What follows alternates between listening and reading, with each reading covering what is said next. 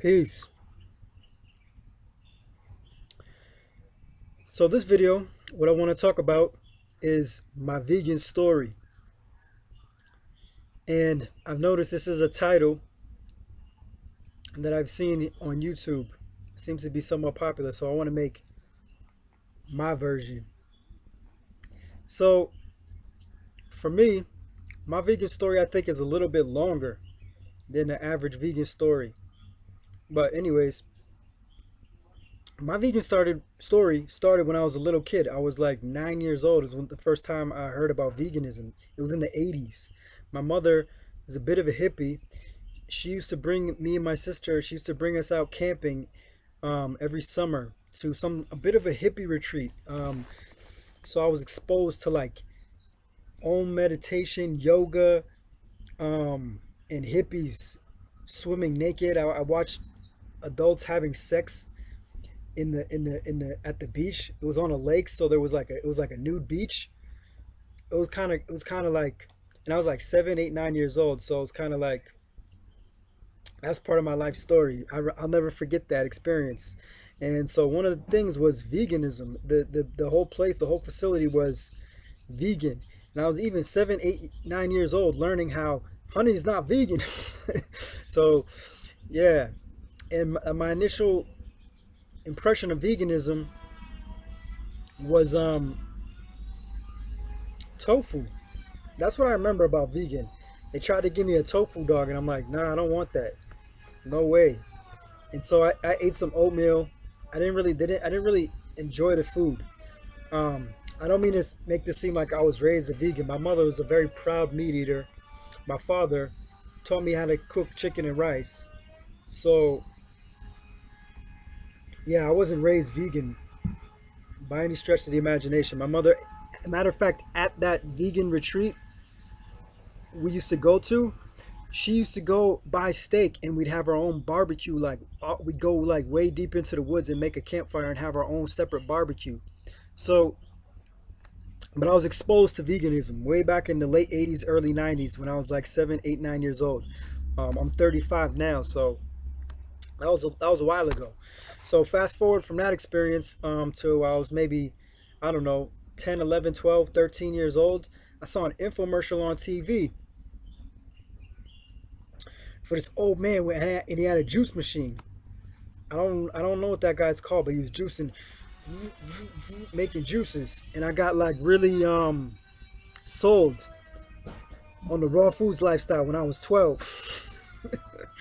Because I do remember very clearly seeing this infomercial, and this old man, he was like in his 60s, I think 50s or 60s. To me that's old, or that was old. And he was explaining how, man, there's a buzzsaw.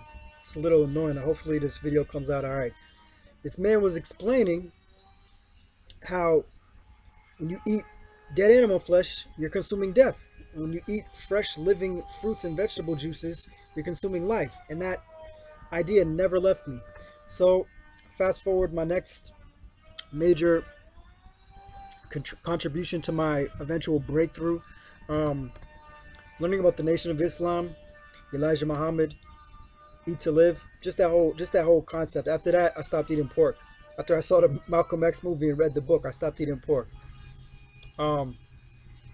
Then the next one, oh, I met a Rastafari in my early 20s. I had an opportunity to work with a Rastafari, a man from Jamaica, and that gave me an opportunity to eventually learn more about Ital Livity. And that was when I began to really develop the vision in my mind, the light at the end of the tunnel of plant-based veganism as really the healthiest thing a human being could possibly do. And the idea of fresh natural foods, that's what Ital Livity means to me. Everything is coming from nature, nothing processed, nothing from a grocery store. That vision just totally resonated with me, and still does. So yeah, that was at that point where I began my so-called journey towards veganism, with veganism being the light at the end of the tunnel. So I spent about 5 years working my way up to veganism. I finally made it.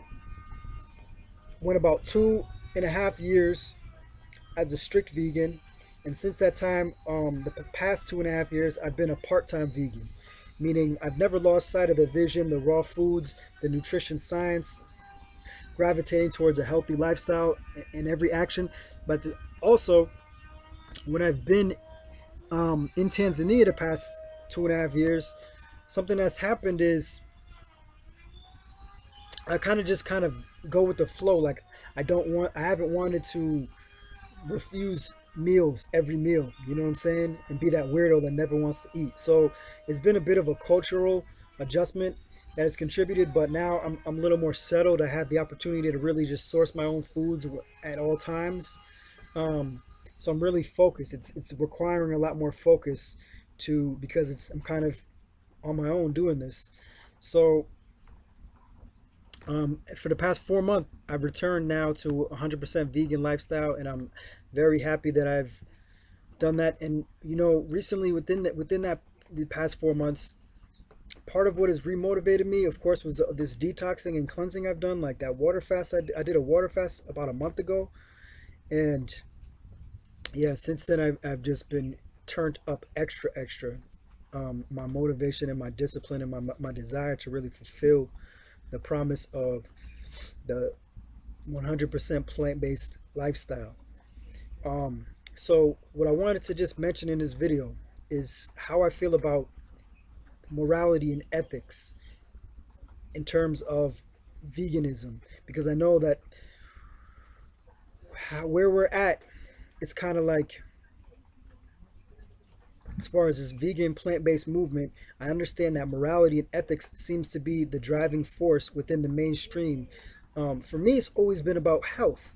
So I haven't been terribly concerned about morality and ethics and animal compassion during this time. But recently, I have been exposed to the movie Earthlings. I'd already previously known, the meat industry is incredibly foul and outside of nature. So I've never really been in support of that, but I've always thought that, well, there are sustainable ways and natural ways of being compassionate with the animal. And I also feel as though there are several cultures around the world that it's not outside of nature for human beings to consume animals. I don't think it's healthy. It's not optimal, but if that's the culture that's been developed, it's like I'm not going to be mad at a group of people because that's how they live. But having been exposed to the movie Earthlings recently, and also the movie Cowspiracy, those are two documentary movies that, if you haven't seen those, go ahead and check those out. I'm really resonating with the ethics a little more now, especially Cowspiracy, because it's so clear how the consumption of animals and animal byproducts is totally out of nature, and human beings are literally destroying the planet just so that we can eat animals. It's ridiculous.